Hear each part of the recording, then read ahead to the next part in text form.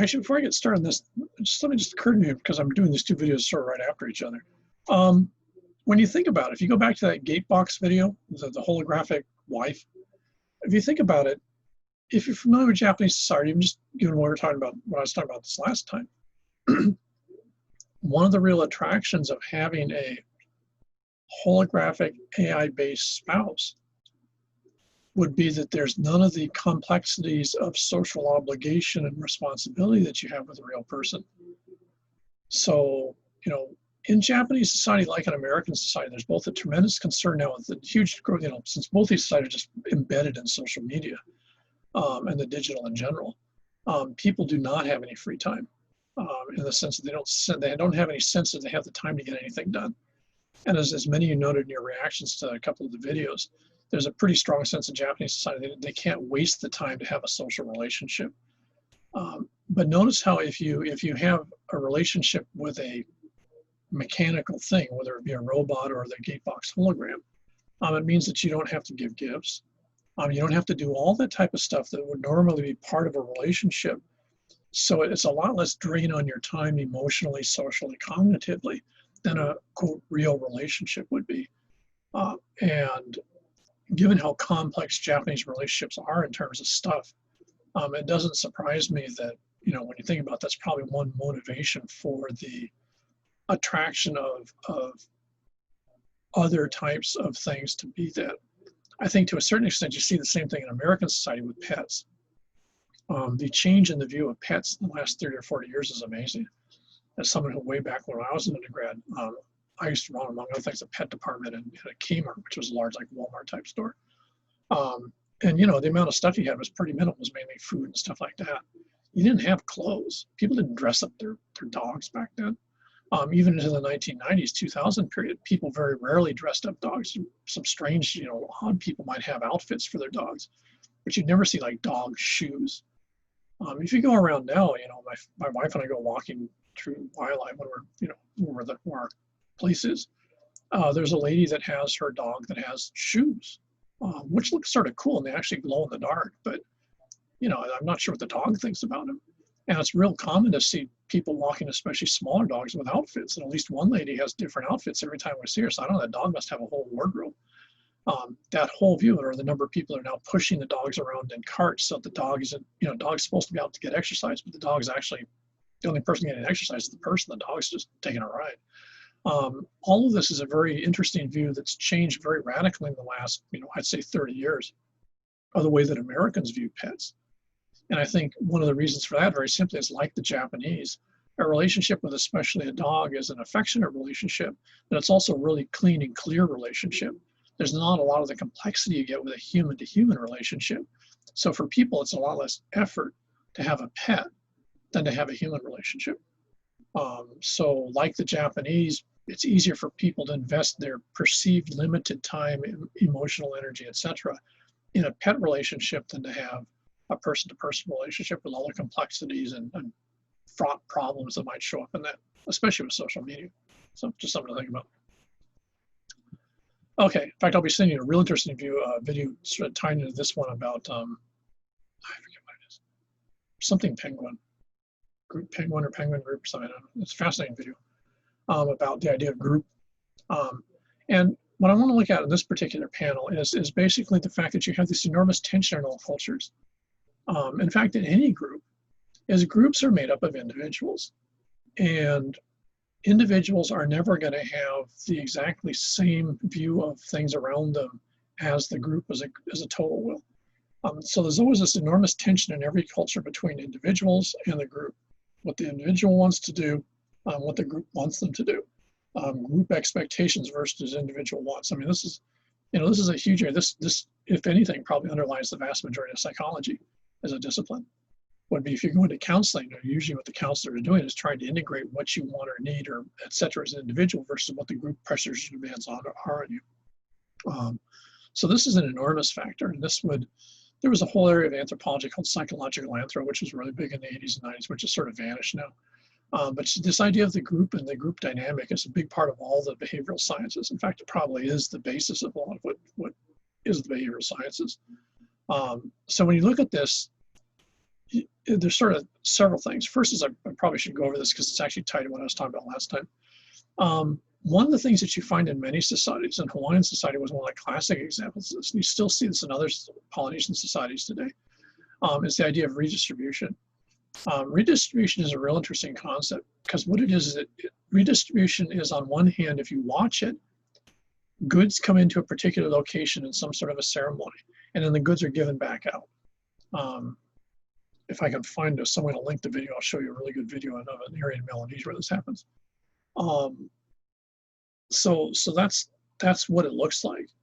So if you look at it from the anthropology, if you look sort of from a classic economic standpoint, it looks like stuff's being brought in maybe as like taxes or something like that, and then being given back out. But it doesn't seem to be very economically viable in the sense that you don't see like a profit taking place or something like that. When you actually look at it from a social standpoint, you realize the redistribution, which was incredibly popular in the Pacific and still is in much of the Pacific, is that someone basically has the power to demand that other people give them stuff. They then take that stuff, and rather than keep it, what they do is they give it back out. And so in being generous, but also going back to Mouse's 3 stages, by gift giving, they're reinforcing their power even more. So for example, in Polynesian societies, people of high rank, traditionally here in Hawaii, they'd be ari'i, in Tahiti, they'd be ariki, would demand from the common population, the Maka'aina here, Manihuni and Tahiti, would demand that at certain times of the year, usually called the Makahiki here, that everyone of the Maka'aina would bring in what they're owed to the chief. There'd be a big ceremony lasting a couple of days. All this stuff comes in. Now the chief doesn't keep it, the chief gives it back out. But in doing so, he's made 2 huge public statements. One is he can make everyone give him stuff. And 2, he can give it to whoever he wants, regardless of who gave it to him. So it's an enormous manifestation. This is one of the main pieces of political theater, you might say, that was used in Hawaii by people of authority and power to reinforce that authority and power, was this concept of redistribution. You still in some ways see it in Hawaiian ethnic behavior, depending on what you're doing. And for example, in a business setting, it's not uncommon to see something like this. So it's still part of Hawaiian sort of values in some way, shape, or form. That's really morphed quite a bit. But you still see it a lot in say, in Central Polynesia, Samoa, Tonga, Tahiti, and stuff like that. So redistribution is tied to prestige. Redistribution is public actions or public theater for the purpose of reinforcing the prestige and status of a particular individual or maybe a particular family. So it's part of that gift giving that I was mentioning last time. I probably should have put it on that panel. I didn't for some reason. I'm not sure what that was about. Anyways. So when you're looking at a lot of the sort of issue of the dynamics of the relationship of individuals and the groups, one of the things you have to remember, this is also especially true if you're an anthropologist watching a group, is if you ask members in a society, if you ask members in a group, so you're hanging around with them, you ask them, why do you guys do that? Or what's the purpose of this?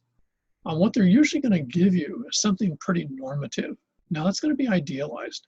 So for example, let's say Halloween's coming up in 4 weeks or something like that. I don't know, anyway, somewhere in the future. So if you think about the normative view of Halloween as it's sort of packaged in the United States, little kids go out and people give them candies and stuff, and that reinforces a sense of community and neighborhood and stuff like that. And that's the idealized view of it. It's a way to reinforce the group solidarity, if you would, of neighborhood, and the fact that kids can trust their neighbors and neighbors are generous to little kids regardless of their family or not. And so it reinforces this sort of social dynamic. That's the normative or idealized form. Now, Halloween's one of those real interesting ceremonies because it's not really part of American society in a lot of ways. And in fact, the gift giving is very recent. It's only been since basically the 20th century. But if you actually look at it, it's already falling apart. Where we used to live, my wife and I used to live, in that area, what you'd find is there were still some families doing it the way they were doing it. But a lot of the folks that were coming around to get gifts, that wanted candy or something like that, were actually either adults or, folks, high school, university age, which was not the original idea. And I remember talking to my neighbor after this happened one year, and he was totally pissed off. It was like, this isn't the way it's supposed to be, and so he was not going to, in fact, I think he quit giving out Halloween candy because as far as he was concerned, when so many people, I think he said, was ripping him off. And so what you get is this idea that the group has a bunch of very idealized senses of how things should be. And that's what we call normative behavior, the way that you're supposed to act, the way the group expects you to act. Excuse me. And the reality, of course, is then there's the way that people actually act. And I'd say in a modern American society, because I was asking my sister on the mainland, and she said that exactly the same thing happens in her neighborhood, that the majority of people going around now are actually adults or late teens. They're not kids anymore. In fact, most kids aren't allowed, at least in Oregon, they aren't allowed to go around because their parents are afraid of what's going to happen or what people might do to them or try to give them when they go in the neighborhood. So the sense of neighborhood solidarity is gone. People are just out to make a profit in some weird ways. So what you find is in many ways that ceremony is now morphing into something different, but the idea of these sort of neighborhood gifting to small children, I think you could probably argue in much of American society, especially in COVID this year, that's probably vanished. And that might never come back because it was only here for a short period of time. So what you have though is normative or idealized behavior here, and what people actually do in a particular situation here. And sometimes they're a very close match. In other cases, they can be radically different. And that differences are oftentimes a fascinating area. You know, if you're going to go on for a PhD in anthropology, you could do a lot worse than study the changing morph and dynamics of what Halloween is in terms of symbolism and who it's for and who does it and why. There's actually really good work done in the 70s or 80s that I have on my shelf here about what Halloween was in England and the United States until the 1980s. So, you know, perfectly could just take that and do the next chunk of that. And what you're looking at there is the way that the idealized behaviors have changed. So what Halloween should be as a ceremony day, or a, you know, whatever you want to call it, and then what people are actually doing. And you could argue if these changes occur in terms of what's actually what Halloween should be, you know, in terms of the normative stuff, if that becomes a closer fit, then people will be happy with it. And, you know, I would assume that Halloween, given at least that book and other stuff, Halloween in the 40s, 50s, and 60s in the United States, was actually a fairly close fit between the normative and the real. And then it's happened as the two have become separated, and I think the normative attitudes are starting to change about what Halloween should be and who it should be for. And you might end up with a closer new fit between these two, and then eventually I would guess it's probably going to wander off again. So normative or idealized and real is a huge part of what anthropologists do. It's also one of the areas that separates us from sociology, because in sociology there's a tremendous trust, I would say, based on the idea of quantifiable, like survey instruments, where you go out and you actually survey a group of people, you know, and you ask a bunch of people, what do you think about this? So they fill out a form or survey and say SurveyMonkey or something like that. What we call attitudinal surveys, for example. And in that you're getting a response. Anthropologists, by virtue of participant observation, tend to be really suspicious of surveys because what we think you frequently get in surveys is you get idealized reactions. If people are filling out a survey and they think someone who's a stranger is going to see it, at least from the anthropologist standpoint, what you're frequently going to get is a real good survey of normative behavior, what people think they should say, what people think they should say they did. But it might not be particularly accurate in terms of what they actually did or what they actually think, which they don't want in print for strangers to view. So this is one of the areas where sociology and anthropology sort of diverge. Sociology places a lot more trust that when you ask someone questions, they'll give you, you know, reasonable, legitimate, accurate answers. Anthropologists are pretty cynical that people won't do that. They'll give you what they think you want to hear, not necessarily what they're actually doing. And then both sides have evidence to back them up. It's just, you know, which side of the street you want to stand on. But anthropology very much tends to be much more interested in the contrast between the two, rather than assuming that that when you ask someone, they're going to give you a legitimate, accurate answer on their behavior last week. I already mentioned this issue of trust, the social value of trust versus the idea of contracts. And again, this is one of the most striking gaps between American society and many other societies. I'm not that familiar with European business behavior, so I'm not really too sure how that happens, but I think it's sort of halfway between the United States and the Asian. At least the few European businesses I've ever been involved in tend to put more concern about social relationships and a little less about the legal part, but they still tend to be pretty legally driven. And this is one reason why I think Asian businesses have a hard time working in Europe, just like they do in the United States. They tend to take the spoken word and attitude and relationships as being the measure of good business relationship, they don't tend to be interested in what lawyers would put up in print. And I know, at least in the Japanese case, they very rarely read contracts until something's going completely south on them. Then they got to figure out what the hell happened. Individual and group tensions, I already mentioned this. You know, a group will have a whole set of insistence about how you're supposed to do something. Individuals have, for whatever, you know, have their own set of values and attitudes. They're on one hand part of the group, they were brought up in the group, but they also have their own dreams, aspirations, goals, desires, wants, or whatever, that oftentimes can be either antithetical to the group or certainly run in different directions. It'd be one of the interesting things to see is going to be, you know, say 3, 5, 10 years down the road. Given the COVID isolation that occurred for about 6 or 9 months, that now seems to be letting up a little bit, how much that's changed how the individual acts towards the group. One of the arguments that we certainly see here at Chaminade is that folks at Chaminade really want to be around other folks at Chaminade. So there's a lot of pressure here to sort of reinstitute the idea of a visible, physically interacting group. But I would suspect that what you'd find in many cases, from what a friend of mine tells me in Japan, that's certainly true there, is that with the COVID isolation that they had in places like Tokyo, Japanese are changing their dress code a lot. So Japanese dress code, if you've ever been in Japan, is pretty much men wear the classic real cheap looking black or dark blue suit, white shirt, you know, tie, it's just, you know, it's like everyone's got the same outfit. According to my friend who works for one of the larger companies in Japan, what he's seeing now and what he actually does himself is people are dressing not only necessarily more casually, but they're dressing more differently. And his theory, which I think might be right, we'll just see if it plays out, is that what you've got is because people were alone for so long and they're working, you know, like we're working right now through a screen rather than being together, is they're not subject to the same type of group pressure to normatively conform in some ways. Now, having said that, of course, if you look at how people trash on someone or something like that, the social media can be incredibly vicious in terms of how it deals with someone who doesn't follow the group norms. And of course, it can get very complicated because in social media, you can have groups that pop up out of nowhere. They can totally get in someone's case about something that isn't even part of what is considered the larger, say, cultural normative behavior, but some small group decides that it breaks their normative patterns and it just dumps on someone's parade.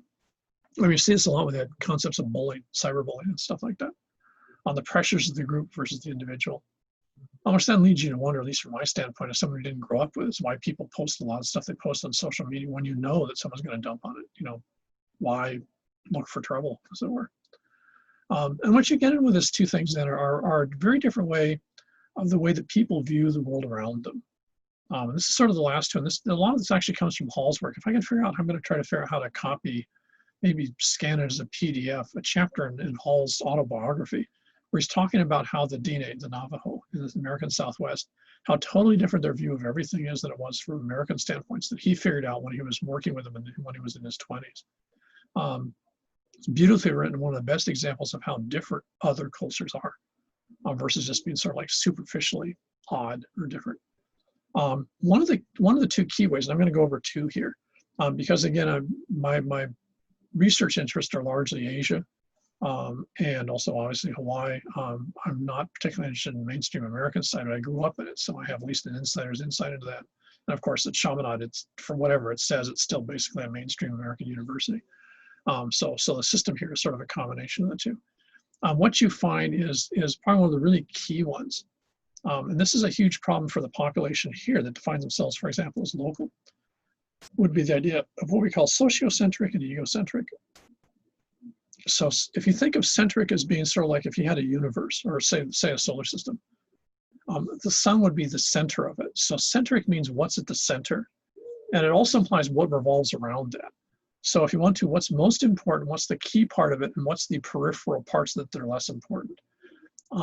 In people's perception of their social world around them, there's sort of two ways you can look at that.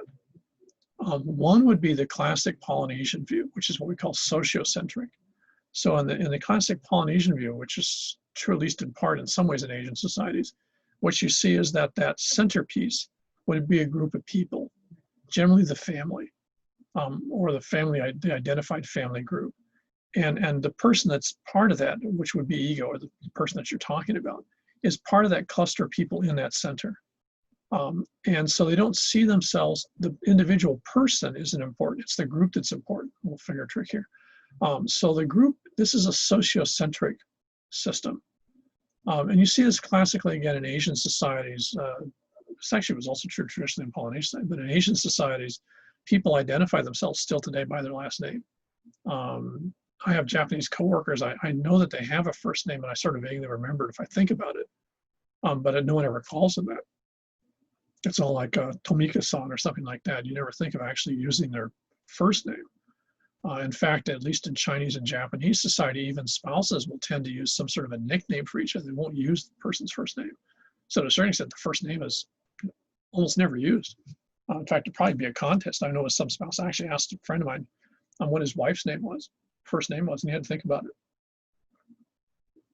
He never used it. And then he had to actually, it took him about 30 seconds actually. No, wait, don't rush me here, that type of thing. That's a sociocentric group. The group's the most important. The individual's part of that group, but the group is key. And everything else revolves around that. Now, as when we see things like morality and ethics, what that also means is everything outside of that group is not subject maybe to the same moral, ethical, social regulations or obligations. And maybe the idea of norm is only held mainly within the group. So the only group that you have to worry about how you behave and what you do might be that sociocentric package. But the key thing here is when you're sociocentric, you see a group as being the center of things and everything else revolves around that. Now, the alternative would be what I'd call sort of modern American society. And that's what I would call an egocentric system. And this is where the individual is the center of their universe and everything revolves around it, whether it be family, friends, strangers, the whole 9 yards, everything is outside of that ego.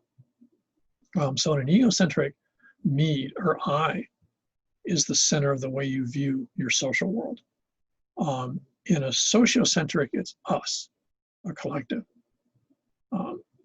Two incredibly different ways of looking at everything, not just the relationships between people. It's very important right from the get-go when you're dealing with another group to figure out, is it an egocentric population? Egocentric is not uniquely American. There's a bunch of other societies like that. Or sociocentric. And if it is sociocentric, what's the sociocentric group they're talking about? Because that's going to help you understand a lot of how that population operates, and also what they don't pay attention to on other things. The second is externally driven versus internally driven. This is one of the classic areas that we've been doing research on and off now for the last 10 years in terms of motivating students to more self-discipline when it deals with social media. And this has to do with the idea of externally driven and internally driven. A Japanese society has a really fascinating term called ikigai. And it has to do with the way the Japanese view themselves. And if you watch Japanese preschools and elementary schools, and in fact, your Hendry text is a good example because that's actually her original research was looking at preschool and elementary kids. I think K through second grade or something. That's what she originally studied. And what she was looking at is how people develop their sense of self in Japanese society and how the education system, one of its major functions wasn't to teach what we think of as education, but it was to teach self and to encourage kids to develop their sense of self. Japanese society is a very internally driven system. If I'm Japanese, my sense of who I am is very much something that I have built myself. So if you want to, it's an internal construct. So I have a sense of self that I've built up over the years from the time I was a little baby. And that basically defines who I am. It defines how I see myself, how I see the world around me, and everything else. And I can still be part of this. It's a sociocentric society. But every individual is internally driven. Now you see this with Japanese because oftentimes they'll go and do what seems like pretty odd things to do. But that's because in their sense of who they are, they've internally built this construct of self-identity. And in that, this becomes one of the things that they feel that they either can do or they have to do or whatever it might be. Now, the flip side of that, and this is an area where Japanese and Americans are like 180 degrees apart, would be American society is what I would call almost entirely externally driven. So in American society, who I am would be largely driven by how others react and pay attention to me and interact with me. So Americans are, if you want to think of it, and given my background, are always on stage. Americans are always performing, and the audience is everyone else. And to a certain extent, what I am and who I am would be a reflection of how the audience reacts to me. In the Japanese situation, you don't give a rat's ass about the audience. You've built your own sense of who you are internally, and that's where you're comfortable with. And this, you actually see this in a very minor way, for example, in the way that Japanese interact when they're in crowds, say on a subway. People can be squashed in a car and they'll actually just be there next to each other. And they're just sort of zoned out. They're not zoned out, but their internal sense of self is such it doesn't require, acknowledging the fact that they're in a very crowded situation. They get out of the car and boom, they just go and do what they're going to do. Americans, because they're so externally driven, you try to pack them in that same car and they will go nuts. I've actually seen them, freak out when they try to get squashed in a Japanese tram car in somewhere like Tokyo. They can't handle it. It's not that they're claustrophobic in a, behavioral sense. It's just they can't handle being squashed with a huge number of people because being externally driven, they're always very conscious of how others see them and view them. You classically see this with the enormous pressure to behave and act in ways that are considered acceptable in social media in American society. You probably have friends that are like that. That's an externally driven, where who you are and who you think you are and how much you value yourself and what you are and stuff is driven by how other people are talking about you, or acting about you, or interacting with you. In Japanese society, they don't work that way. They have a different set of values. It isn't better. One of the side effects, for example, is in a rather grim way, is it's very hard in Japanese society to get people who are suicidal to actually ask for help. Because in Japanese society, if you're sociocentric, but that group is the family, then why would you call up some sort of a hotline to talk to a stranger about your, suicidal intent first? And then secondly, if you're internally driven, that person can't talk you out of it because your sense of who you are is such that that's internally driven. So you're not going to be interested in listening to some social worker talking to you over a phone or even talking to you directly that's saying, oh, you should take this into account, da, da, da, da, da. Because, you don't really care what they say because they're outside, and your sense of who you are and why you're doing what you want to do or why you want to do what you're going to do is internal one. So internal isn't better than external, but they are almost diametrically opposite. And Japanese society and American society, since they're both highly visible here in Hawaii, are real good examples of sort of those two diametrically opposing poles. Now, for the local population, people tend to flip-flop between the two or sort of fall down towards one side or towards the other. But a lot of the local population tends to be more sort of in the internal form rather than the external form, which is one reason why folks from here that have to move to the mainland to go to school or work or something like that can frequently find themselves in what seems like rather odd work settings, where all their co-workers who are maybe sort of classic mainstream American society types seem to be always worried about what everyone's thinking about them. Oh, I wonder what, I did this post last night on Instagram. I wonder what people think about it. Oh, I had 10 people just hated me on my last Snapchat post. And they're just all distraught about it. And if you're internally driven, it's like, why would you care? So if you think about it, this is why people would walk around in Japan with a Yumo doll in public. Because if that Yumo doll is part of who they've sensed their self is, they don't give a rat's ass if you think they're nuts for walking around with a Yumo doll in public. As far as they're concerned, it's none of your business, and they could care less. They don't care what you think because it's not really relevant to them. The only thing that would motivate them would be if the group says that this is a good thing or a bad thing. And since the group is so important, they'll operate in a way that makes the group happy or doesn't piss off the group. But if the group has got nothing to say about having, social robots, then why not? So it's just, all these concepts tend to operate at all sorts of different levels simultaneously, but they vary enormously from society to society, from group to group. And discerning them can be very difficult. One of the stereotypes of Japanese society is everyone tries to act and look like each other. Well, there's very much this concern about uniformity. And that is a real big thing in Japanese society. But then on the other hand, if you talk to individual Japanese, they're internally driven. So every Japanese sees themselves as a very autonomous individual who has their own self-built sense of self, sense of relationships, et cetera, et cetera. American society externally is entirely ego-driven. So Americans are just heavily focused on me. And what you then find is they said, well, the individual is so important, da, da, da, da, da.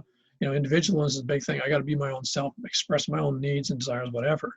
But then if you look at Americans, you can see this as university students. What you find is everyone dresses alike.